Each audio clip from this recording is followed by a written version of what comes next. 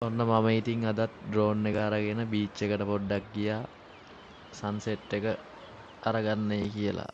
ඒ වුණාට මේ සන්සෙට් එක අරගන්න ඩ්‍රෝන් එක යවනකොට මඩුවෙක් ආවා පීනගෙන ඒ පැත්තට. ඊට පස්සේ සන්සෙට් එක පැත්තකින් තියලා මඩුවගේ පස්සෙන් ගියා. මට හිතුණා ඔයාලට මේ මඩුව ගැන පොඩ්ඩක් කියලා දෙන්න. මේ මඩුවා පොකියුපයින් රේ කියන ජාතිය.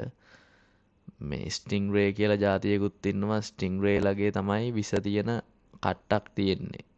නැට්ට පටන් ගන්න තැන. ඔයගොල්ලෝ අහලා ඇති. ඒ වුණාට මේ මෙයාගේ එහෙම විස තියෙන කට්ටක් නැහැ. ඒක හින්දා ඔයගොල්ලොත් මේ වගේ මේ මාළුවෙක් දැක්කොත් බය වෙන්න එපා. එයාට එයාගේ පාඩුවේ පීනන්න දෙන්න. මේ එයාලා කවදාවත් එහෙම කරදරයක් නැතුව මේ ඇටැක් කරන જાතියක් නෙවෙයි.